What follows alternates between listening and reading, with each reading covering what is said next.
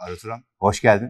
Hoş bulduk Engin'ciğim. Bayağıdır bir konuşmayı planlıyorduk. Evet. Biraz üzerinden konuşuruz ama ben seni 1,5 ay önceye götüreyim. Bir gün ben Amerika'dayım. Kulüpler Dünya Kupası. FaceTime durumda. Hayır. Ne vardı orada? Mesaj. Sesli mesaj. Kulüpler Dünya Kupası Real Madrid Paris Saint-Germain maçı devre arasında. Dinletiyorum. Engin'cim bundan 8 sene önce bizim Okan abilerimiz, Can Yatılar, Guardiolacılar, Guardiola'yı tamam ayırıyorum zaten. Ancelotti'ler, bilmemler, onlar bunlar. Biz Luis Enrique İspanya milli takımında gençlerle yarı final oynarken bas Luis Enrique diye bağırırken kimse inanmıyordu. Bugün futbolun geldiği noktayı görüyorsun. Çözümlerini görüyorsun yaptıklarını. Başka hiçbir şey söylemiyorum. Çok teşekkür ederim. Ölümle luçucuyuz. Ya ben tabii o zaman Luis Enrique ile çalıştığım için çok şaşırmıştım. Bir de yani bazen hayatta dezavantajlar ileride avantaj oluyor. İşte ilk 6 ay oynamayınca haftanın 2-3 gün neredeyse yani birkaç tane taktik dersine gidiyordum. Farkındalığın yüksek miydi o zamanlarda? Benim hep algım çok açıktı oyunla ilgili. Zaten baktığın zaman birçok oyuncunun benden futbolcu olarak özellikleri çok üst seviyededir. Ama taktik zeka ve oyun anlama konusunda hemen hemen belki de hepsinden çok daha üstteyimdir. Yani oyunu okumak başka bir şey ama rakip ne oynuyor, sen ne oynuyorsun, rakibin çözümü nedir? Bunu hep analiz ederdim. O zaman da ilk 6 ay oynamayınca Barcelona'da çok büyük avantaj oldu. Hücum sistemini öğrenmek açısından. Çünkü çok iyi bir savunma sisteminden gelmiştim Simeone ile beraber. Gerçekten bir dehaydı. Öteki tarafa gidince de hücumla alakalı çok güzel şeyler öğrendim. Çok önemli prensipler öğrendim. Tabii öğrenmeye çünkü futbolu çok seviyorum. Bu beni çok etkilemişti. Ve sonra işte Luis Enrique'nin İspanya milli takımında yaptıkları, işte o önemli oyuncuları değiştirdi. O takım bile bence Barcelona'nın normal DNA'sına göre daha hızlı bir takımdı. %100. Yani geçiş iyi oynayan, çabuk giden, çabuk rakip kaleye inmeye çalışan biraz değişikti. Biraz tiki-takayı değiştirmişti yani. Boş Aynen. Pas yerine pasın mantığını açıklıyordu. Dribbling üzeri pas. Şu anda benim en çok önem verdiğim pas. Bu çok önemli bir detay.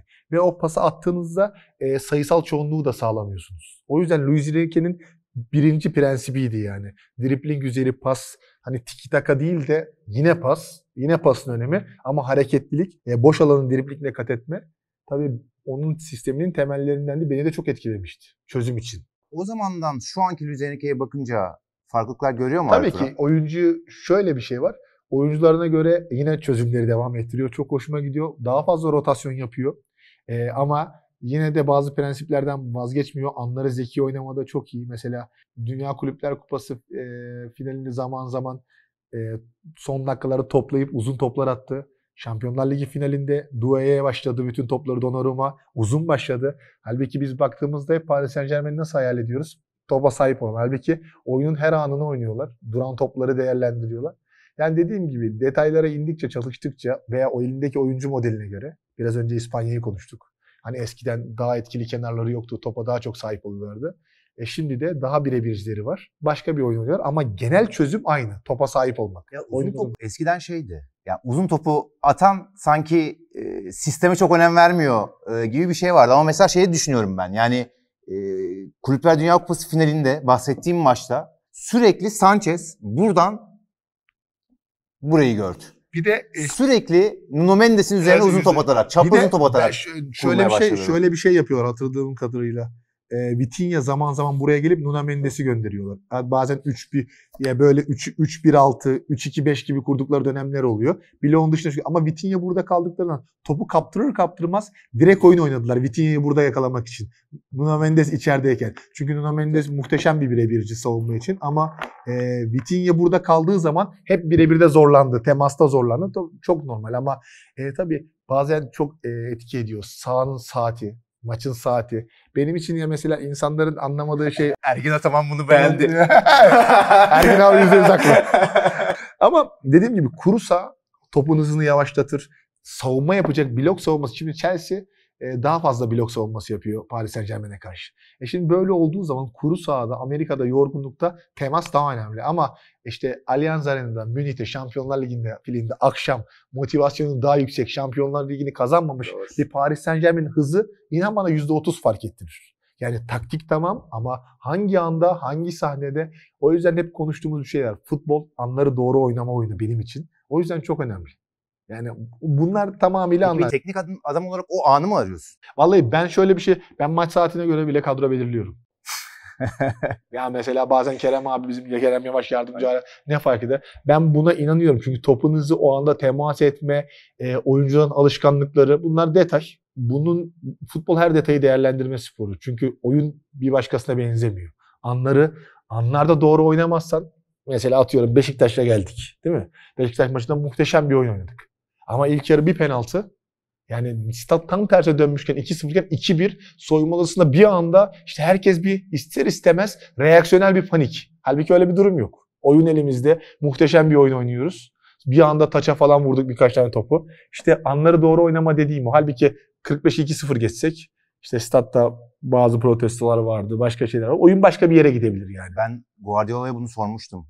Birkaç Manchester City Liverpool maçından sonra. Liverpool'da yani Klopp'un Liverpool'da momentumu yakaladığında seni böyle hani hırpalayıp böyle köşeye sıkıştırıp boksör gibi yönetemiyorum demişti. Ben bazen 10 dakika 15 dakika oluyor. Sen kenarda ne olduğunu anlayana kadar o momentum sahada sana bildiklerini de unutturuyor. Bazen anlam veremiyorsun. Gerçekten doğru söylüyor. Mesela ben oyuncularıma hep şunu söylüyorum. İnönü'ye gelirken de şunu söylüyorum. Dedim ki İnönü'ye geliyoruz. Beşiktaş'ın olduğu durumdan bağımsız mutlaka Beşiktaş 10 dakika, 15 dakika, 20 dakika iyi oynayacak. İmkansız. Bak dünyanın dedim en iyi takımını da getirseniz oynayacaklar. Çünkü o stat, o ambiyans, futbol böyle bir oyun. O bir ayağa kayar, bir taça atar. Bunu hissedersin. Bunu hissedersin. O yüzden dedim bu anlara hazırlıklı olun. Sadece bu anlar geldiğinde sakin olun. Futbolun içinde bu anlar var. Kötü oynamıyorsunuz ve ben buna şöyle diyorum işte anlara hazırlıklı olman. Maksimumda hazırlamaya çalışıyoruz. Hepsini hazırlamanız mümkün değil ama detay detay giderseniz yapabilirsiniz. O Beşiktaş Shakhtar maçlarına geleceğim. Şimdi aslında bir teknik adamın bir sistemi, bir prensibi, felsefesi varsa bunu oturtması biraz zaman alır. Yani doğal olarak. Hani bazı takımlarda 6 aydır, bazı takımlarda 2 senedir, 3 senedir. Siz Eyüp'le son sezonda pas isabet yüzdesinde Türkiye Ligi'nde 3.'üydünüz. 10 üzeri pas sekanslarında hep 6. 7. hep ligin çok üst sıralarındaydınız. Bence Beşiktaş Shakhtar maçının sonunda taraftarlar dönüp baktıklarında en temel hissiyatlardan bir tanesi şuydu. Ya bu takım Arda Turan takımı gibi oynuyor. Ya bu kadar şimdi zaman kısa. Yani anormal değil mi yani? Bu kadar kısa sürede orada bir teknik adam dokunuşu görmek normalde zor olur diye şöyle bir şey düşünüyorum. Bir defa temel prensiplerden gittik. Oyuncularımızın fazla kafasını karıştırmamaya çalıştık. Neden? 20 gün sonra ilk maçımız vardı. Yani ulaşmak istediğimiz seviye için 30 tane prensibimiz varsa sadece 10 tanesine indirgedik bölgelerde. Ve oyuncularımıza basitten gitmeyi denedik. Neden? Çünkü sonrasında benim bir açıklamam var. Gördün mü bilmiyorum. Sonrasında bir düşüş bekliyoruz diye. Çünkü neden? Sistemin işlediğini görünce kendi yetenekleriyle otomatizm ve mekanizma arasında kalacaklar. Acaba half space'e mi koşsam, topu ayağıma alsam? Hoca benim half space'e koşmamı istiyor. Ama ben topu almak istiyorum. Neden? Oyun çok zevkli hale gelmeye başladı. 2-0 öndeyiz. Reaksiyonu biraz daha geç mi versem? Bunlar çok doğal. Çünkü bunlar insan. Gencecik çocuklar ve tecrübeli olsam da 28 yaşındasın. Hayatın boyunca böyle yatmışsın. Şimdi biri geliyor Mr. diyor ki bambaşka bir şey. O yüzden bunun oturması o yüzden uzun seneler. Otomatizm dediğimiz şey mekanizma. Mutlaka ki prensipler ama basit prensipler üzerinden gittik. Bir defa pas ve reaksiyonu sistemimizin başına koyduk. Dedik ki passız olmaz bu iş. Topa sahip olmalıyız ve önemlisi reaksiyon. Ben ne zaman reaksiyon desem herkes savunmayla alakalı. Hayır halbuki ofansif reaksiyon. Yani biz o antrenmanda rondo oynatırken bile pozisyonel oynatıyoruz. Herkes pozisyonda. Topu kaptırdın, daralıyorsun. Aldığında genişliyorsun. Ofansif reaksiyon istiyoruz diye. İşte bu neyi getiriyor içinde? Geçiş hücumunu getiriyor. Bazen oraya geçip set hücumunu getiriyor. Bunların hepsi bir ofansif reaksiyon. Bunu bazen kaleciden dönen topu kovalamak. Yani bunların hepsi bir de çabuk taç kullanmak. Yani oyun o kadar detayda ki ama bunu oyuncuyu nasıl ikna edeceksin? Alonso Leverkusen'deyken yaptırmıştı. Sağ kenarında 10 tane top duruyor. Eğer top taca giderse oyuncuların alıp oyunu başlatması kolay olsun diye. 10 tane top duruyor orada. Her işte Arteta daha önce detaysız olmaz. Sadece oyuncularıma hep şunu söyledim. Artık farklı oynamak zorundayız. Futbol oynamayı öğrenmek zorundasınız. Top oynamakla futbol oynamak arasında farklılıklar var. Çünkü hayatımda öğrendiğim şeylerden örnekler almıştım. Kevin'in 4'e 1 oynamasını istemedim. Suzakov'un 20 kere blok dışındaysa 3 kere blok içinde oynamasını değiştirdim. Ki nitekim bu transfer için onlara faydası olduğunu düşünüyorum. Yani doğru oynamaya başladıklarında. Doğru oynadığımızda sonuçlar da gelince kaybettiğimiz zaman da sonucu aldık. Mesela Panathinaikos'a elendik ama 2 maçtan da O muhteşem. son dakikadaki İşte dediğim gibi işte o tecrübe farkı, anları doğru oynama. Ama benim kulübüm için, işte başkanım için, sportif direktörüm için, benim için kazanılmış. ve 11-10 bu arada. 11'e 10 bir sürü gol kaçırdık. Atina'daki oyundan çok memnunum. 80 dakika bir şut, bir orta, bir korner var. 80 dakika Atina'da. Yani oyuna hakimler, geçiş savunmasına hazırlar, topun olduğu yerde darlar. Yani benim en önemli şeyim geçiş savunmasına hazır olmak. Çünkü topa çok sahip olmak istiyorum. Onun olduğu için de topun olduğu tarafa yıkılmak lazım. Ve dediğim gibi yani oradan Beşiktaş maçıyla ilgili, Beşiktaş maçına gelirsek iyi analiz yaptı. Oyuncularımız da bunu çok iyi uyguladı. Sadece Riskli miydi? Yani şeyi hatırlıyorum çünkü birkaç tane pozisyon var. bir tek maçın başında 8'i vuracak. şurada. Evet. Bir 8'in burada. Yani şöylesin, topu zaten çabuk değiştiriyorsun. Kenarlarında çizgiye basıyor. Şimdi aslında problem gol kick'teydi bence. Gol kick'te Abraham buradaydı, Rafa burada, kenarlar buradaydı. 8'lerimiz böyle. Bir defa bizim birinci kuralımız gol kick'te bu 3 oyuncuyu asla kendi sahamıza getirmiyoruz. Şu 3 oyuncu bizim sahamıza kesinlikle gelmiyor. Şimdi savunma hattını geri çekmek için mi? Evet. Çünkü biz burada 8'e 6 oynamak istiyoruz maksimum. Bu benim için çok önemli. Buraya şu kadar bile gelse bu artık bunların savunma temas noktasında olur. Bu Barcelona'da bizim çok yaptığımız bir şeydi. Luis Enrique soruları değiştiriyor oyuncu kalitesine göre ve bunu böyle yaptık. Beşiktaş oyuna böyle başladı. Altımızdaydı. Biz tabii burada 3'e 1'i çok kullandık. 3'e 1'i çok. Ben daha şiddetli birebir bir baskı bekliyordum. Halbuki maçın başında topa uzun vuracaktık. Baskıyı görmeyince biz kalecimize işaret ettik ve Matviyenko'ya. O zaman hemen oynamaya başladık. Şimdi Abraham'ın da hazır olmadığını bildiğimiz için birkaç sirkülasyondan sonra... Şunu çok yapıyorsun zaten. Yani şunu biraz buraya getirip tek pas aç. Tek pas Eğer, aç. O senin çok yaptığın işlerden bir tanesi. Rafa bunun üstünde olduğu zaman şöyle bir şey yaptık. Çok basitti. Bazen mesela hep üçgen kuruyorsun. Hiç gerek yok. Tek pasta Matviyenko'yu bulduk. Matviyenko driblingle gelmeye başladı. Bizim için en önemli konu Matviyenko driblingle geldiğinde Sudakov'un topa gelmemesi. Bloğun arasında kalması. Neden? Eğer Sudakov topa gelirse bizi sıkıştırır. Bunun yine defans temel noktasına gelir. Onu buraya aldık ki Matviyenko topla dribling yapabilsin. Bunu buraya aldığımızda Bodarenko'yu da Beşiktaş orta sahası kaymak zorunda olduğu için Bodarenko'yu da buraya doğru Oçerenko'yu da böyle gönderdik. 4-1-5'i öyle yazdık. Buradaki temel nokta şu. Bir defa Azvedo'nun basit şekilde bloğu geçecek aşamada olması. Bu açıda. Eğer bu burada kalırsa sayısal fazlalığı sağlayamayız. Raşitsa 2 oyuncumuzu tutmuş olur. Biz bunu geçiriyoruz ki birincisi blok bu. İkinci şey eğer burada Sudakov buraya giderse Kevin buraya gelecek alan. Eğer Sudakov burada kalırsa Kevin gelmeyecek ki burada hala üçgen için bir alan olsun. En önemli şey. Ama burada Altı'nın görevi ne biliyor musun? Rafa'yı taşımak. Sadece tek görev var. Rafa'yı taşımak. Rafa üstüne olabildiğince. Eğer Rafa buna çıkarsa Rafa ne zaman baskıya çıktı? İşte temel nokta o zaman Sudakov'un işi başlıyor. O zaman artık bloğun arasından çıkıp 8-6'yı bulmak. Yüzü dönük oyuncu ve o zaman sana söylediğim prensip. Dribbling. Eğer buradan bu pası oynarsam yine benim için yeterli değil. Çünkü bak bu pası eğer buradan oynarsam bunun yine savunma noktasında ve topu kaybettiğimizde geçiş için alan var. Dribbling üzeri pas. Oyun işi. Plan buydu tamamıyla. Eğer Beşiktaş ikiliye gelirse altımızın konumu çok önemli olacaktı. Rafa çıkarsa. Neden olacaktı? Çünkü bazen altılar burada duruyor. Bu altı burada durduğu zaman Rafa ve Abraham seni kontrol etmiş olur. Tam arada durması lazım. Seni kontrol edin. Bunların sırtında gezinmesi lazım. Ve en önemli konu Matviyenko boşken Sudakov arada ne zaman baskıya geldi? Üçgen için hazır olması lazım. Peki çıktıktan sonra... Bir başka bir şey, çok özür dilerim. Eğer bu buradaysa bunun yeri de burası dip. Çünkü bunu götürmek için. Ne zaman bu serbest, bu bloğu geçmeli. Bunlar prensip, detay. Çünkü mesela bazen fark eder misin? Rakipler 11'e 10 oynuyorlar. Evet. 11 oynuyor diyor ki ya 11'e 10 oynadık hiçbir şey bulamıyoruz. Tabii ki bulamazsın. Neden biliyor musun? Durum böyle. Stoperin böyle yapıyor. Oyuncu burada, stoper buradan pas atıyor. Sayısal fazlalık nerede ki? Zaten bunlar 8'e 8 oynuyor. Senin sayısal fazlalığı yapabilmen için dribbling ve savunma arkası koşu çok önemli. Neden? Kendine alan açmak için. 3. bölgedeki kural gibi. Hani sonra oraya geliriz orada ne istiyorum diye. Ama en önemli şey sayısal fazlalığı sağlamak dribbling. Mesela yani Hayson bence bunu çok iyi yapıyor. Evet. Yani olağanüstü bir oyuncu Evet. bu açıdan. Yani topu aldığında 2 tane şey çok bakıyor. Evet. 1, hat krampası nasıl atarım? Evet, çok Yani şuralarda nasıl bulurum adamları? 2, topla dripling'e çıkabilir miyim? Şimdi bunun tabii İspanyollar bunun çok ustalarıydı. Ramos, Pique, zaman zaman Mascherano. İnan bana Puyol bile bunu çok çok iyi yaptı. Ama tabii buradaki en önemli nokta 6 numara. 6 numara bazen o kadar zeki ki bazen çünkü şöyle de bir durum var. Eğer şunu da yapıyoruz. Şimdi biz hep 8-6'yı istiyoruz değil mi? İsteğimiz hep 8-6'yı buluyor. Şimdi bazen gittin İnönü'ye, Kadıköy'e, Galatasaray şiddetli yani. Şiddetli varsa bazen 6 hissedip diyoruz ki 6'ya sen buraya gel. Burada 3'e 2 oyna. Bu kenarlara gönder. Artık burada en önemli konu 11 ile 7 10 numara gibi. Burada 3-2-5 gibi böyle bir konumlan veya eğer daha fazla hücum etmek istiyor 3-1-6. 3-1-6. Ama buradaki en önemli konu ne biliyor musun? Buradaki pas sirkülasyonun bu iki oyuncu yine geçmesi. Yine bunun fazla adamı driblingle bulmak.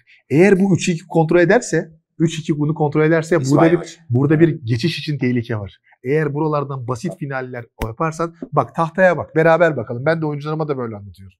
Diyorum ki çocuklar 3-1-6'ya geçtik veya 3-2-5. Tahtaya bakın. Ne problem yaşayabiliriz? 6'ya 4 var. Buradan erken bir final oynarsak ki bizim prensiplerimizde beyazlar olursak burada ve burada kazandığımız toplarda merkeze uzaklaştırma var. Neden? Sayısal kalabalık olduğu için. Burada kalede gördüğümüz yere kenarlara uzaklaştırıyoruz.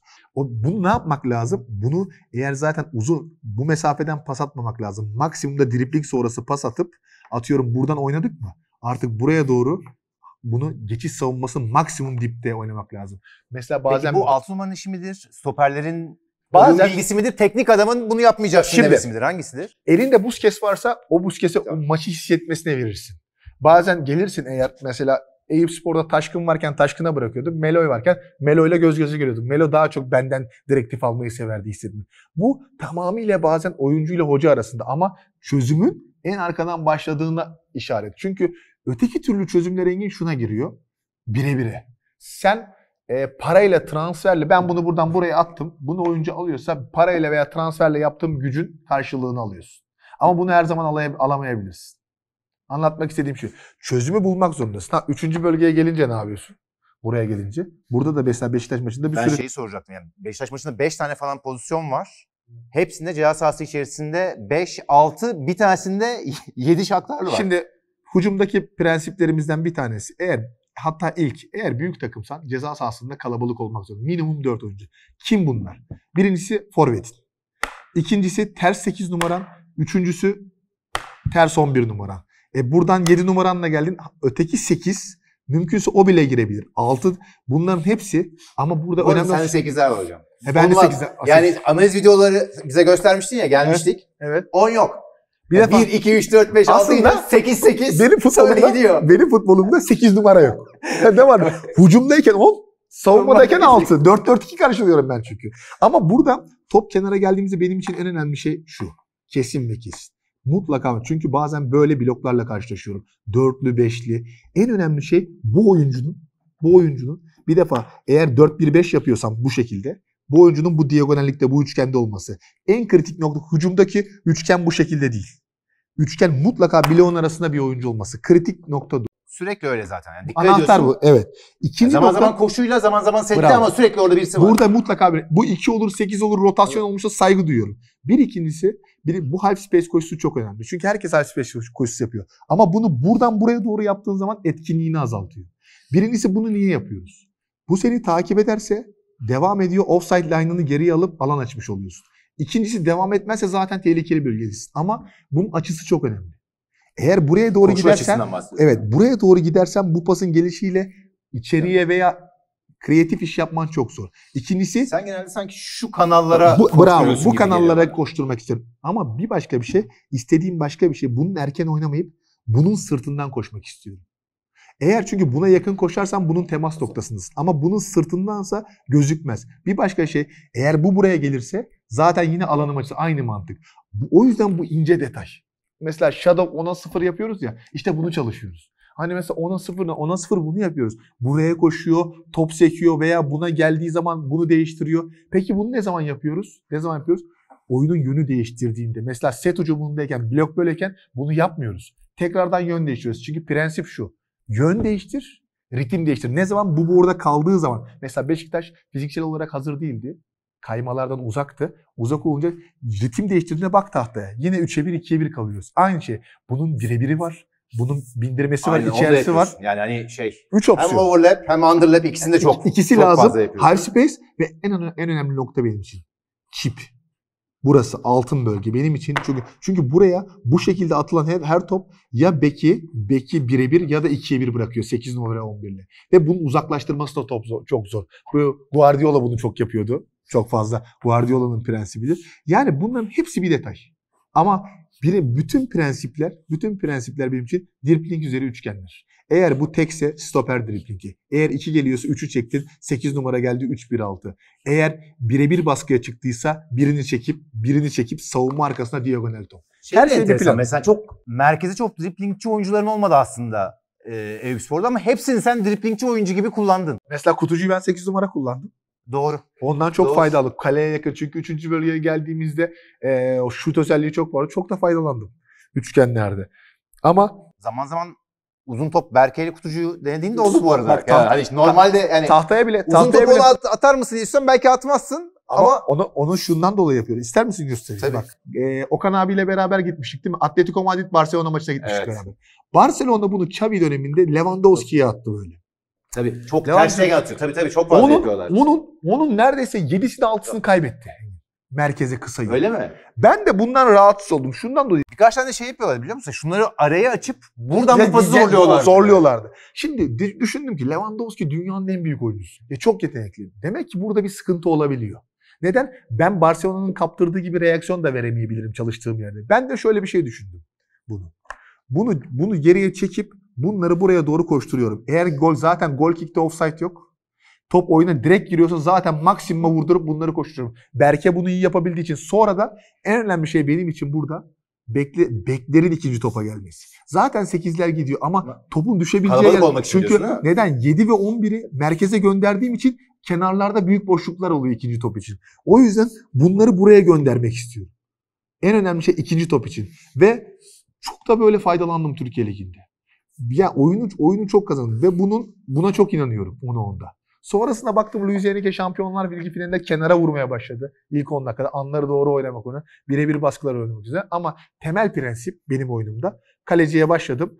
Geldi. Baskının geldiği yerden üçgeni kırmak. Eğer senden sağ stoperden çıktıysa artık sağ stoper çözüm. Bunun en önemli konusu ilk driblingi first touch'ı öne doğru yapmak. Bu arada De Zerbi de bu senin yaptığın tersini yapıp o pasla çıkmaya çalışıp şu dörtlüyü sürekli kuruyordu o da. O da 4-2-4'ten farklı. Evet. Ben şundan yanayım Engin. Çözüm olsun. Bir şey tartışalım. Yani ben bunu oynuyorum, sen ne oynuyorsun? Ben bu fikirlerimi, mesela maç planlarımı kabul ettiremediğim bir sürü akşamlar oldu teknik ekibimle. Küsüp odaya çıktım, konuşmadım, sabah enerjimi toplayıp bir daha tamam. Bu iş böyle. İşte bu maçta bu olmaz, onu yapamayız. Galatasaray onu yapılmaz, Fener'e onu yapılmaz. Oluyor. İnsan ilişkilerini çok iyi yapan teknik adamlar var. Sistemlerini çok iyi oynatan teknik adamlar var. Bence bu ikisini bir arada ortada bir yerde bulundurmak çok zor bir şey. Sende ikisi de var gibi geliyor. Ya şimdi Engin şöyle bir durum var. Çok naziksin düşüncelerin için. Senin fikirlerine hep değer vermişimdir. Yani özellikle sizin o grup, futbol konuşan grubu çok sevdiğimi bilirsin. Sadece şunu söylemek istiyorum. Burada şöyle bir problem var. Bunları herkes anlatabilir. Burada çok iyi analizciler de benzer şeyleri konuşabilir. Bunları nasıl antrene ettiğin, antrenman mesafeleri, onlarla ilişki için benim seviyemi belirleyecek olan kısım bu. Bunun üzerinde çalışıyorum. Oyuncuya nasıl yetişir? Çünkü bazen fazla agresif olabiliyorum. Oyunculuktan yeni çıktım. Bazen çok duygusal olabiliyorum. Bazen kayıplardan sonra bazen maçın içinde de kendimi kaybedebiliyorum. Çünkü çok fazla kendi sistemime aşığım. Kendi sistem odaklıyım.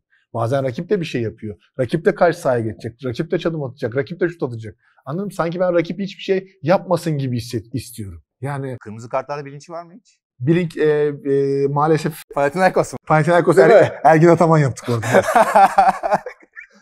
Abi şimdi herkesten bir şey duyuyoruz. Ergin abiden aldığımız bir sürü iyi şey var. O da tabii gerçekten de şey mi o? Hızlı hücuma çıkarken teknik faul. Evet, teknik faul ama gerçekten de onu kabul etmedim. O Barcelona'da atılmıştı bir maçta. Çok hoşuma gitmişti orada. Yani gerçekten kabul etmedim o kırmızı kartı. Neden? Çok genç bir grup UEFA Euroleague'de oynamayı hak ediyorlar bence ve çok iyi oynuyoruz. Hani bunu bize yapma. Bu kadar basit bize atma. Ve yani hakemin tavrı falan.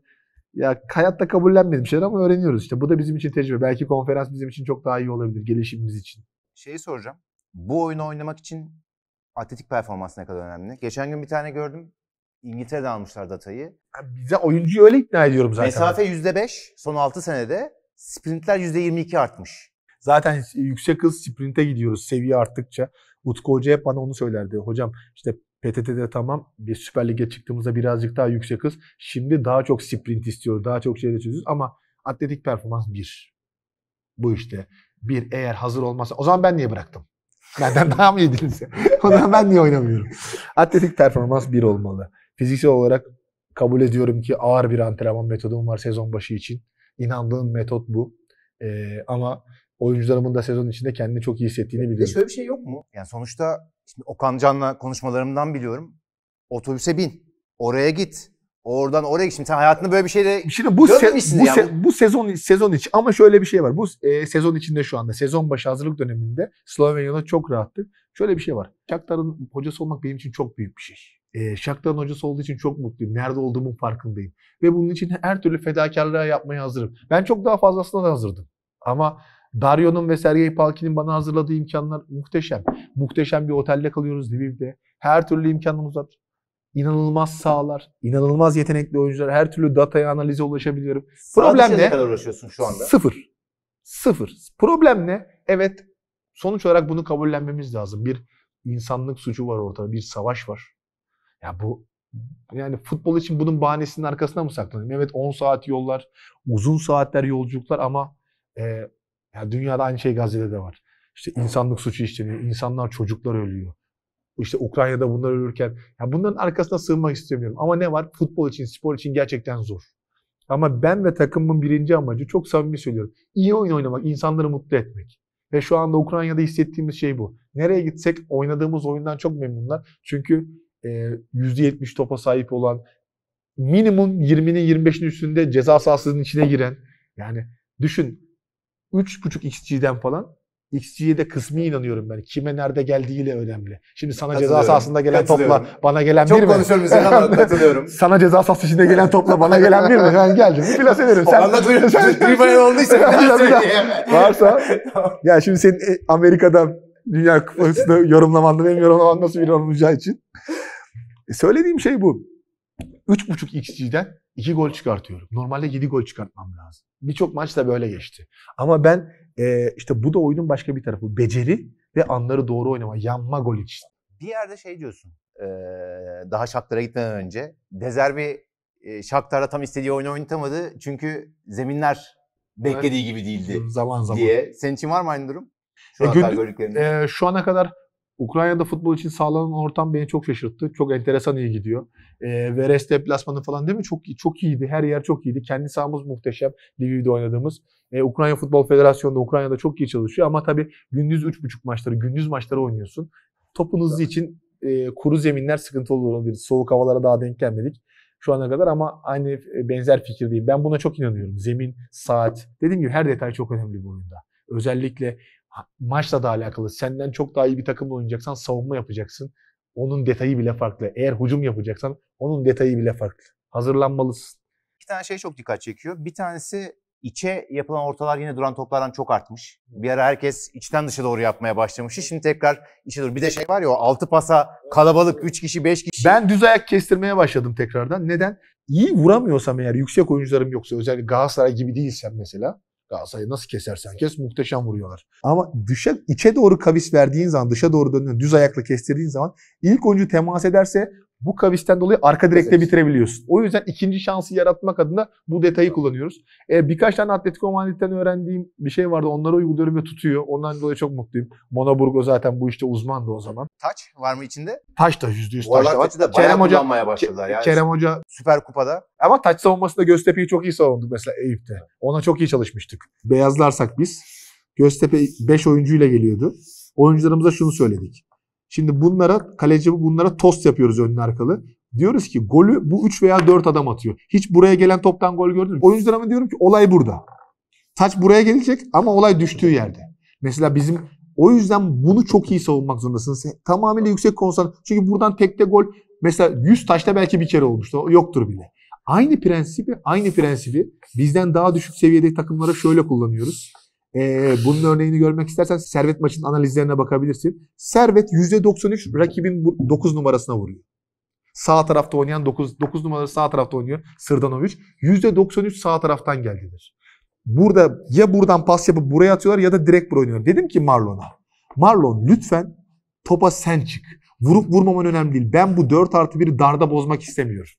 Ama ne zaman ki Marlon çıkmadı, ya bekim çıktı, ya stoperim çıktı, biraz genişte kaldım mı ya korner ya da rakibe taç verdi. O kadar önemli değil kimin vurduğu. Zaten orta sahada atıyorum 6 numara topa çıktı. Faul yapmadan çık. Vursan ne olur, vurmasan ne olur. Gol mü oluyor burada? Ama düştüğü alan 4+1 ile savunmakla 3+1 arasında çok önemli. O yüzden bu ince tabii. Burada tabii şu da var. Maksimumda push etmek istiyorum. Eğer gol kickteyse buraya kadar çıkartıyorum. Ben 4-3-1-2 bastırıyorum böyle. Şöyle 4-3-1-2 mi 4-1-3-2 mi? 4-3-1 aynı şey. Sen rakamlara çok... Fatih Hoca'nın dediğine gireyim de. 1 yürürsen 5 olur. 1 yürürsen 4 olur. Rakamlara fazla takılma der. Ben de senin gibi sorular soruyorum, tamam mı? Garip garip. Tamam mı? Bana diyor ki rakamlara fazla takılma. 1 giderse 3 olur. 1 gelirse 2 olur. Sen prensibine bak. Mükemmel ama. Şimdi en önemli şey savunma prensibinde ön alan basına gol kickte. Bu eğer uzun vuruyorsa mutlaka 6 buna çıksın istiyorum. Bir ikinci bir şey, topu buna mı attı? Bunun en önemli görevi bunu yönlendirmek. Sebebini söyleyeceğim sana. Buraya dönmesin. Tamam mı? Hatta 11-10 oynanmasın. Oynabilir. 11'e 10 da değil. Şimdi bunu buraya geldi, bu intensif buraya takım halinde, blok halinde kayıyoruz ya. Bir defa ben kaymak benim için çok önemli. Maksimum orta sahaya kadar kayacak. Bunun amacı tek bir amacı var. Buna döndürmedi mi? Buna diagonal attırmasın. Buralara oynayabilir. Amacım şu. Sahaya bak. Bu da işin içinde oldu diyelim. 1 2 3 10'a 7 oynamak. Oyuncumu ben buna ikna ediyorum. Diyorum ki artık top buraya geldi mi 10'a 7. Ne yaparsınız? Saldırırsınız. İşte aynı agresifliğe burada da ihtiyacım var. Çünkü 10'a 7 oynuyoruz. Ama bu ne zaman kaleciye döndürürse bizim en iyi. O yüzden bunun görevi aslında tuzak. Buraya doğru sokturuyoruz. Bir başka bir şey, bloğun arasında mümkünse oynamasın. Önce dışarısı. Bu Diego Simeone diyebilir miyiz? Tabii. Ama bu çok basit bir kural. Yani Türkiye'de maalesef çok uygulamadığımız bir kural. Şimdi beyazlar 4-4-2 baktığın zaman, tamam mı? Burada oyuncular var. Nerede olursa, sahanın neresinde olursa olsun, tamam mı? Bende de top var burada da. Bende de top var. Eğer bu pas buradan geçtiği zaman, bu aldığı zaman 1, 2, 3, 4, 5, 6 oyuncu şahmat. Bu oyuncuların görevi blok olarak hareket etmek. Dışarıya. İstiyorsa buraya atsın. Buraya yetişir blok halinde. Hep beraber. Dışarı. Şampiyonluk maçı. İstediği kadar dışarıya yönlen. Evet. İstediği kadar ne olursa olsun. Dışarıya yönlen. Kenara yönlen. Çünkü kenar talih. Ama senin eğer bloğun arasına bu topu döndürürsen, o yüzden bu blok böyle olmalı ve aynı darlıkta. Sahanın her yerine böyle gitmeli. Bak bu kadar darlıkta. Ve bazı prensipler var. Eğer öyle bir şey anlatıyorsun ki herhangi bir 11 adamla aynı oyunu oynayabilirsin gibi. Savunmayı herhangi bir 11 adamla yapabilirim. Ama hücumu yapamam. Bu oyuncu topla serbest geliyorsa prensip şudur. Bunların artık bu ne yapabilir serbest geliyorsa?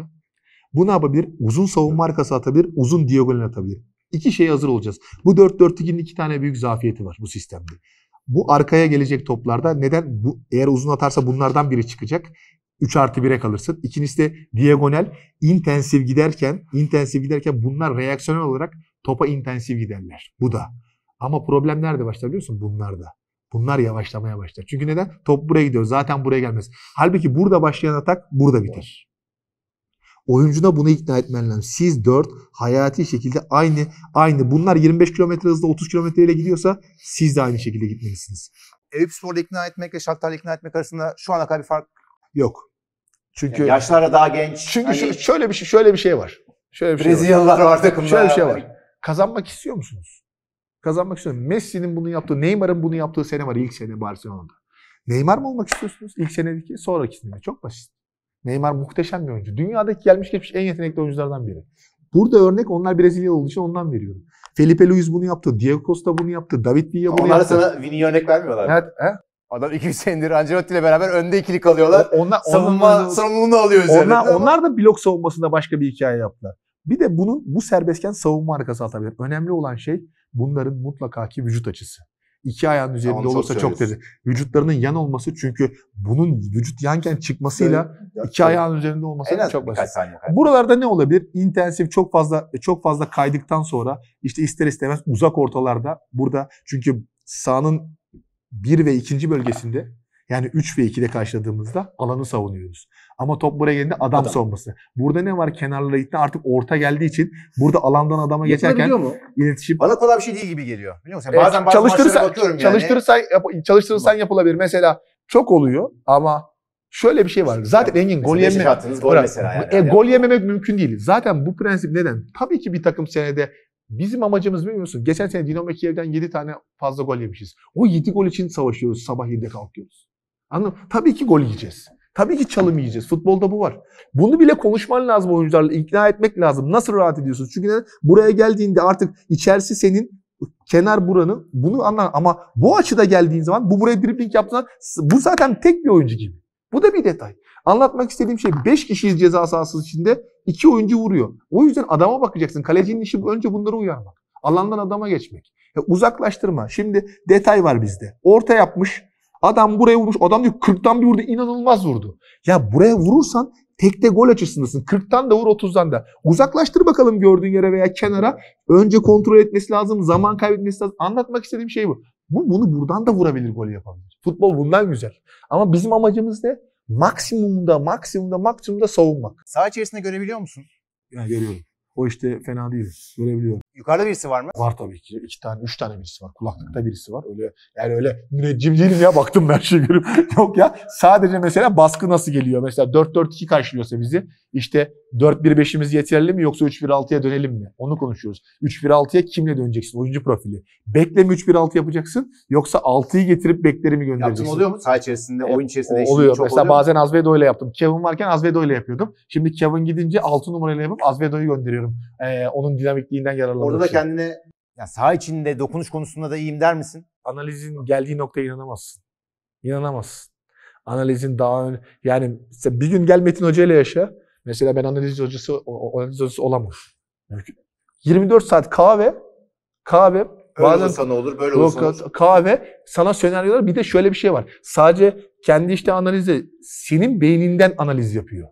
Hoca işte buradaki hatayı sever falan. Mesela ben bireysel hataları analizde göstermekten yana değilim. Neden? Oyuncu hata yapmalı.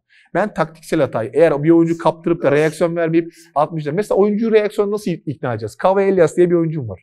Muhteşem bir yetenek. Maça başladığında Kava için makale bulduk İngiltere'de. Eğer Kava burada kaparsan 0.5, burada kaparsan 22, burada kaparsan atıyorum 50 saniyede top alıyorsun. 50 saniye mi koşmak istiyorsun? 0.5 mi? Kava sen karar ver. Ben de senin koşmanı istemiyorum, buyur. Ama reaksiyon için ne lazım? En önemli kural. Bu dediğimi unutma bak. Eğer bir futbolu izleyeceksen bu mesela dünyanın her yerine aynı. Beyazlar mı hücum ediyor bu sefer? En önemli kural reaksiyon için her koridorda bir oyuncu. Üst üste binmemek. Eğer geldin buraya sayısallık burada kaptırdığın zaman artık buradan geçiş yemek çok kolay. O yüzden her oyuncunun doğru konumlanması. Bu Guardiola'nın en temel şeylerinden bir tanesi bu zaten. Yani konumlanma futbollarca. Bernardo Silva nasıl savunma yapar? Birebir oyunculara bak. Bravo. Onlardan öyle bir savunma takımı olabileceğini hayal edemezsin. Ben şunu söylüyorum mesela. Pep şunu diyor mu? Pep mesela bu işin artık sonu değil mi? Luis Enrique bunlar sonu. Bu işin ataları. Fatih Hoca bunlar ataları. Ne önemli? Herkes konumunda. Herkes konumunda. Eğer bunu yapmazsan nasıl ikna edeceğim ben? Oyuncuyu şöyle reaksiyon için, doğru konumlanma için. Eğer bunda olmazsan kaptırdığım yerden gol yerim. Bunun için de topu nasıl götürdüğün önemli değil mi? %100. Topun şiddeti, kalitesi hangi açıda mesela? Yani götürdüğünde bu yani sonuçta mesela bazen burada olması lazım. Bazen 4-5-1 oynuyorsun. Bekin şöyle bir açıda oluyor. Bekin bu açıda olması lazım ki diagonal bu pası alabilmek için. Oyuncum buraya geliyor. Burası mı kaleye daha yakın, buraya mı push etme? O zaman 8'i gönderiyoruz. Benim istediğim şey 11'i buraya gönderip 8 buradayken bu açıyla verip sonra bunu koşturmak. Anladın mı? Bu bile bir detay. Oyuncuyu bunu ikna etmek lazım. Çünkü oyuncu ve başka bir şey söyleyeyim. Oyuncu buradan gidiyor. Bu da buradan gitmiş oluyor. En önemli şey aslında hücumda nasılsa savunma da senkronize. Ve top buradaysa artık bu forvet 9 numara. 7 numara 9. Oyuncuları ikna etmek zorundayız. Çünkü oyuncunun alışkanlığı var. İkna olmuyor. Ben de olmuyordum. Çünkü ben de çıkardım bloğun arasına. Alırdım buradan. Rijkaard. Gerçekten mi? Rijkaard. Çaldı. Neskens'te ikisi hiç unutmuyorum. Ama o bana dedi ki Barcelona'da oynayabilirsin o zaman. Ama dedi ki Arda burada geldin. 5 kişiyi geçtin. 4 kişiyi geçtin. Aynı örneği geçen Alisson için verdim. Ali bir alıyor. Alisson burada. Ali dedim burada 5 kişiyi geçsen ne olur? Burada. Eğer çok iyi futbolcuysan bloğun arasında. Aynı şey Sudokov için geçerliydi. Blok dışına. Şuna da saygım var. Bazı hocalar işte stoper burada 8'i buraya getirip beki gönderip böyle yapıyorlar. Bu da bir şey. Ama ben eğer bu gerçekten 8 numaraysa ben neden yetenekli oyuncumu bekim burayı 8 kaleye uzakta tutuyorum? Benim matematiğim basit. Mantığım basit. Ama hem bunların reaksiyonu, konumlanması, doğru pozisyonlarda olması benim için çok önemli. Ya şimdi her yerden bir sürü detay sayıyorum. Ama bunları nasıl başlıyorsun biliyor musun? Sezona başladın. Önce savunma. 1. bölge, 2. bölge, 3. bölge. Sabahları size. Sonra yavaş yavaş kaleden çıkma. 8'e 6 prensipleri var. Baskının geldiği yerden kırma, beki derine gönderme, 8'i taç çizgisine getirme. Sonra işte 2. bölge. Bol bol 6 kaleli oyunlar. Yön değiştir, ritim değiştir, savunma arkası. Sonrasında işte 10'a 0 shadow'lar 3. bölge için. Tekrar. Ama ne var? Her gün bir detay çıkıyor. 2 gün önce yaptığını 3. gün yapmıyor, unutuyor. Alışkanlığına dönüyor. Şu an Çok erken ya. hala erken mi? Tabii 2 ay. 9 sene Engin. 9 sene sonra Paris Saint-Germain. 8 sene sonra City. Hala erken mi? Daha 1. merdivene bile çıkmadık. Bunu Dario da aynı şekilde tabii ki Ukrayna şampiyonluğuna geri dönmek istiyoruz. Ama benim bir oyun felsefem var. Benim bir futbol anlayışım var. Ama şöyle bir şey var. Biraz fazla 4-4-2 savunmaya, biraz fazla kendi sistemime takılı kaldım. Ama çıkamıyorum. Çünkü bana iyi hissettiriyor, iyi yapıyoruz. Kerem abi de benimle aynı yerde. Berke'nin bir açıklaması var yakın zamanda. Biz kazanmaktan çok Arda Turan'ı mutlu etmeyi istiyorduk sahaya çıkınca. Ben şunu söylüyordum hep. Bu ülkenin çocukları için, çünkü bu ülkeye çok büyük yatırımlar yapılıyor futbolla ilgili. Tarihte belki de en çok yatırım karşılığı alamamış ülke. Yatırım karşılık dengesinde. Çocuklar da oyunu doğru öğrenmeliyiz. Ama sizler sporcusunuz. Hayatta hata yapabilirsiniz. İnsanların baskısına yenilmeyin. Siz yeter ki doğru oynayın, doğru mücadelenin gerisinin sorumluluğu bende. Çünkü ben bunları yaşadım. Hissediyorum yani duygusal tarafını. Ve o duygusal tarafını aşmış biri olarak söylüyorum. Anladın mı? Maçlar kazanılır, kaybedilir. Ama siz bu oyunu doğru oynayın çocuklar, insanlar için. Biz bir defa yere yatmadık. Bugün İşte belki maç var ya senin bir tane. Beşiktaş maçı, Halk dediğim maç. Beşiktaş, Galatasaray maçı, Fenerbahçe maçı hiçbir yerde yere yatmadık. Galipken de. Ben geçen günlerde lig maçında Ukrayna'da 1-0 öndeyiz lütfen. Biz 1-0 öndeyiz lütfen çabuk oynasınlar. Ritmimi kaybetmek istemiyorum. Ben oynamak istiyorum oyunu. Ve hep kendimle ilgili şunu söylüyorum. Oyuncularıma da onu söyledim. Servet maçından sonra ilk defa elenmekten korktum. Maçla ilgili şöyle düşündüm. Ya işte yeni hoca olduğum Shakhtar'a eğer elenirsek nasıl olacak? Sonra kendi kendime dedim ki Arda bütün hayal ettiğin şeylerle çelişiyorsun. Senin hayalin doğru oyunu oynamak değil mi? Doğru oyun bu değil mi? Sen takımına güvenmiyor musun? Oyuncularıma da onu dedim. Ben cumartesi günü çok kötüydüm ama şu anda çok rahatım. O agresifliğim de rahatlığımdandı. Oyuna konsantreyim tamamen. Biz iyi oyunu oynayalım. İyi oyunu oynayalım. Ve doğru oyunu oynayıp eledik. Şu an gece yatınca ne hayal ediyorsun? Ya çok büyük hayallerim var. Yani Türkiye'de futbol tarihini değiştirmek gibi bir cümlem var bir yerde ama hani o vallahi ben bunu yapabileceğime inanıyorum. Kimse kusura bakmasın. Yani istedikleri kadar hayatımda hep çünkü bu oyunu çok severek, isteyerek ve anlamaya çalışarak, nedenleriyle. Bir şey söyledi. Benim sana söylediğim her şeyin arkasında bir neden var. Bir fikrimin. Senin de bana söylediğin bir fikrin arkasında bir neden ararım. Futbolla ilgili. Ama oturup konuşmak lazım. Yani neden yapılıyor, nasıl yapılıyor, kim nasıl yapıyor? Ki ben oradaydım. Şu mesela 3-1-6'ya geçerken, 3-2-5'e geçerken de kopyalı yapıştırda yavaşlaması oyunun, pozisyon alacağız diye doğruyu yapamama, oyunun doğaçlamasından da uzaklaşmak istemiyorum. O da var. Benim yeteneğim var. Geçtim, vurdum, gol yaptım. Dediğim gibi bir sürü detay ve planlığım var. Zaman zaman hepsine ihtiyaç duyuluyor. Duran topa, geçiş oyununa, bire bire. Ama sana ne anlatırsam anlatayım. Sen geldin burada Osimhen'le. Osimhen'i nasıl durduracaksın? Anlatmak istediğim şey oyun sonunda bire bire kalır. Sokaktaki oyun. Eğer buna hazır değilsen bunların anlattıklarımın hiçbirinin bir geçerliliği yok. Oyun sonunda hazır değilsen ne kastın ne? Hazır değilsen fiziksel olarak, psikolojik olarak, temas olarak hani duran topta adamını tutmaktan korkuyorsan, prensiplerden uzaksan mutlaka oyun buna kalıyor. Diyorum ki ben mesela oyunu şöyle birebir bırakmaya bırakıyoruz. İşte Kevin'i birebir. Oyun ne işte birebir. Bütün plan sayısal çoğunluk üzerine kurulu. Sağ kenarda 3'e 2'ye karşı. O zaman ne oluyor? Senin birebirine nasıl hissediyorsun? O gün iyi değilsen belki o gün hastasın veya sevgilinle küstün. Her şey olabilir. Dediğim gibi. Hayalin ne peki? Gerçekten. Hayalim ya da hayal ediyor musun şu anda? Yani gece yatıp kafanda bir şey kurguluyor musun yoksa? Vallahi Shakhtar'la Avrupa Kupası kazanmayı çok hayal ediyorum. Ama bunun 3-4 sene alabileceğini düşünüyorum UEFA Eurolig'in. Şampiyonlar Ligi yarı finalleri gibi ama şunu inanıyorum. Ama Fonseca'sı, Castro'su, De Zerbi'si de senin için işte Lucescu, Schuster'e eskilere gidersen bunların hepsi Shakhtar'dan. Evet. Nevio Scala bile var orada eskiden. Geçen gün Fonseca ile de beraberdik maça geldi. Doğru. Sohbet. Bu da sana başka bir şey hayal ettiriyor mu? Şimdi çok mu erken? Engin, saçma mı? Şununla dürüst olmak gerekirse bir futbol adamı olarak hayalim Şampiyonlar Ligi'ni kazanmak. Ve bunu kazanmak istiyorum. Başarabileceğime inanıyorum. Bir de duygusalsın. Çok Bir de o da var. Ya ben şuna inanıyorum. İyi ki duygusalım. Ya keşke insanlar benim gibi yaşayabilse. Hayatta duygularla yaşamak kadar güzel bir şey Senin olsun. kadar kafayı futbolla bozmuş insanlar genellikle insan ilişkilerinde senin kadar iyi olmuyorlar bence. Ben Böyle şöyle bir şey var. Arkadaşlarımla Benim de takılırken söyleyeyim yani ikisi aynı. Mesela bence Pep'le çalışmak kolay bir şey değil. Ya sen çalışmak da kolay bir şey değildir belki ama zordur yani. Anladın mı? Hani yani çok şöyle bir şey de var. gözüküyor. Bir anda gece 3'te hadi şu maçı tekrardan aç izleyelim deyip 2 saat herkes tutabilirim de. Anladın mı? Mesela bambaşka bir takımın oyun felsefesiyle ilgili bilgi de isteyebilirim. Veya canım sıkılır oyunda şöyle yapabilir miyiz diye düşünebilirim. Mesela geçen gün geldim Kerem abi. Kerem abi dedim nasıl olsa rakipler bizi önde basmıyor. Ne dersin dedim 3 stoperle direkt başlamaya. Hiç 3-1-6 için zorlan. Marlon formda çünkü. Marlon, Matvienko, Bondar başlayalım. Ne diyorsun dedim altı. O dedi onun şöyle bir şey vardı. Tabii bakarız bir düşünelim der. O dedi öyle bir şey dediyse. Bir savuşturayım ya ondan sonra bakarız.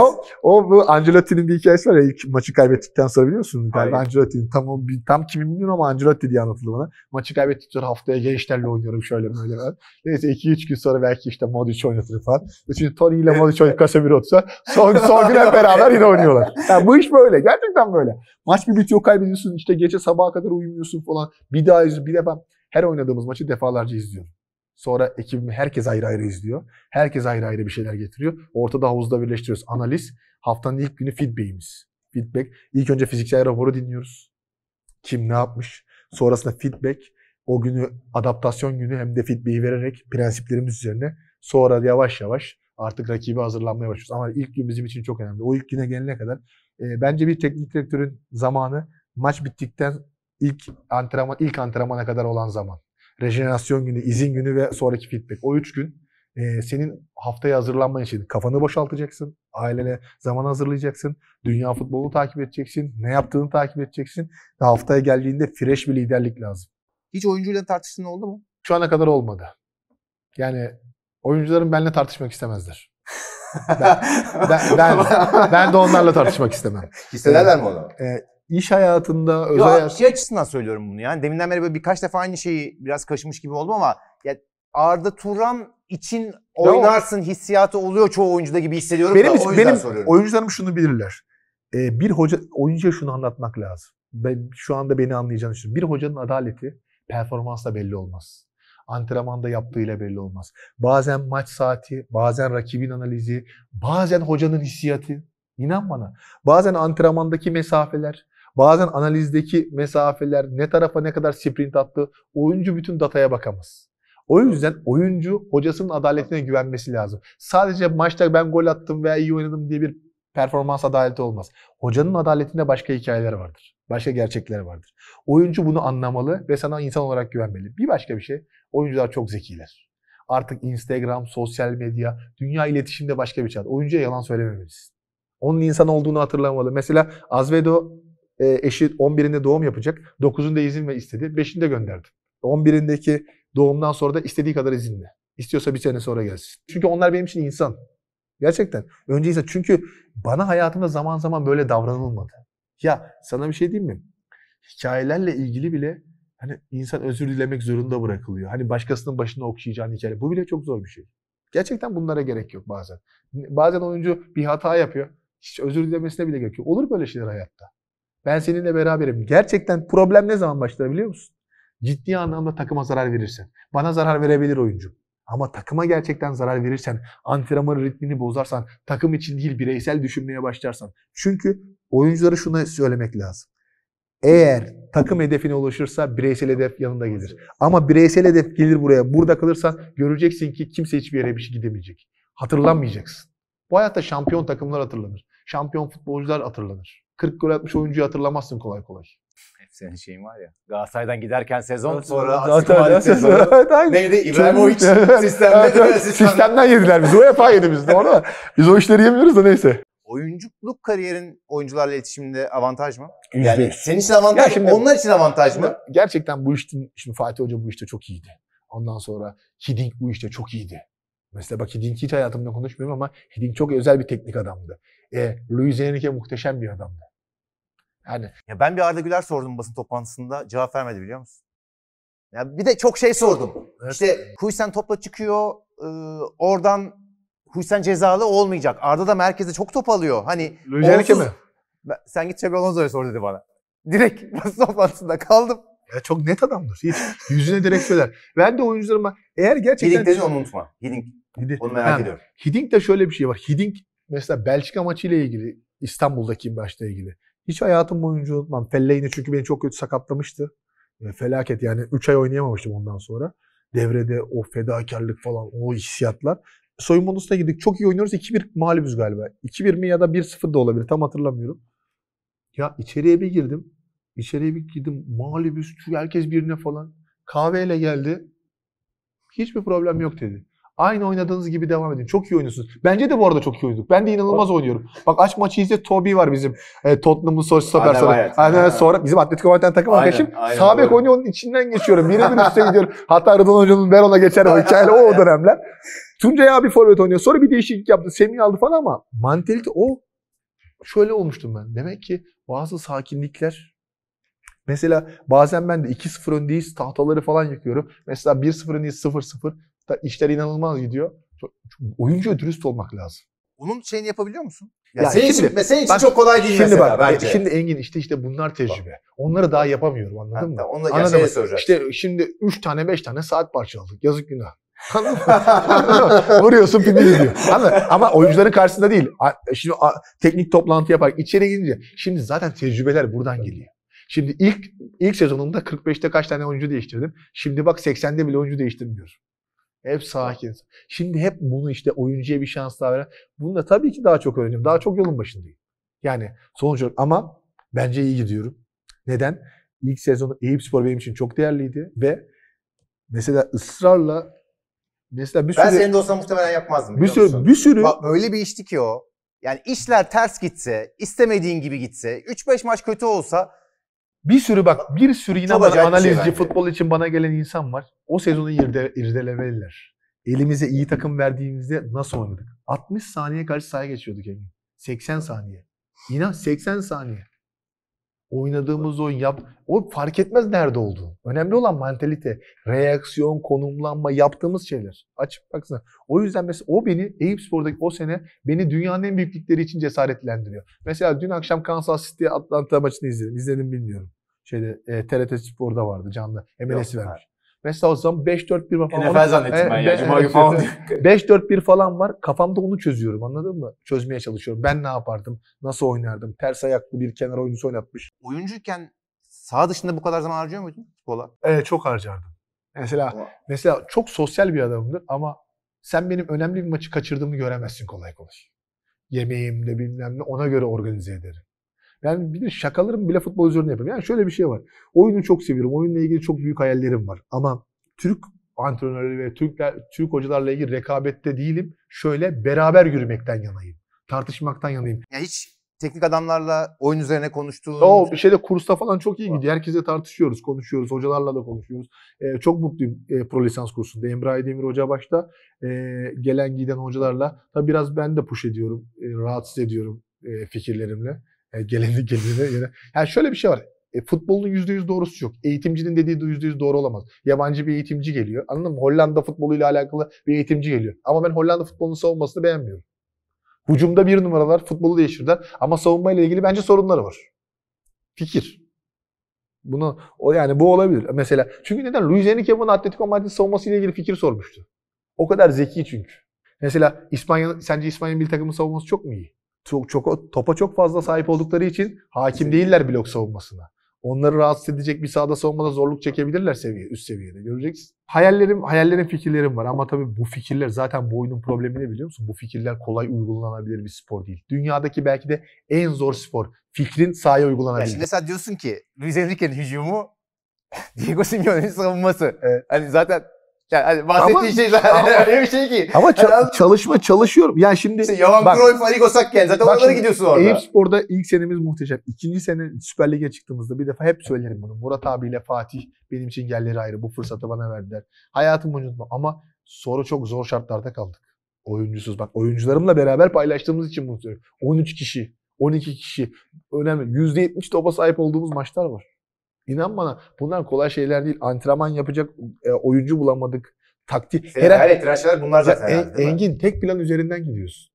Bir hoca ne ister biliyor musun? Oyuncu ne yapabiliriz? Yapmasan da o işe geçmeyeceksen üçlüye dönersek ne olur falan. Hiç dönmeyeceksin. Ama akşam onun bir anladın mı? Hayalperestliği vardır. Yok.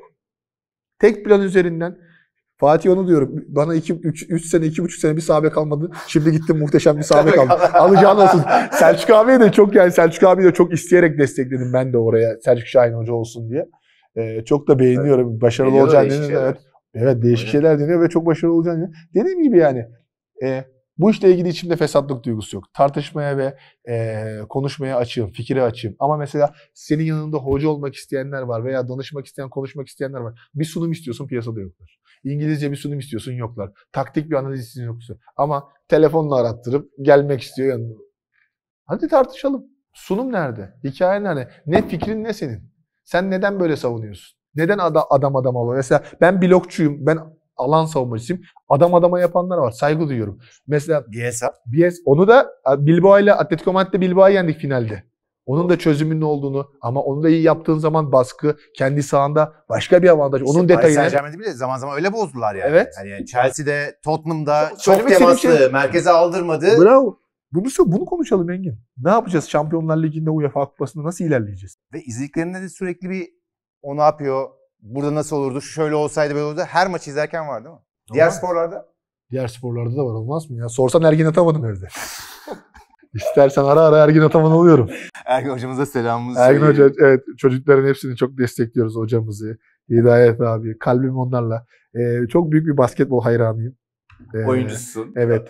Amatör de olsa oyuncusun. Oyuncusun. Buraya da basketbol Deminden beri zaten ben şeye dikkat ediyorum. Sürekli parmağını tutuyorsun. Evet parmağım O şeyden dolayı değil mi? Muhteşem bir Cedi Osman hayranıyım. Ondan sonra Alperen hayranıyım. Çocukları çok seviyorum. Kenan'la Şehmuz, onları unuttum sanmasınlar. Onlar da benim kardeşlerim. Hepsini çok seviyorum. Çocuklar muhteşem iş yapıyorlar.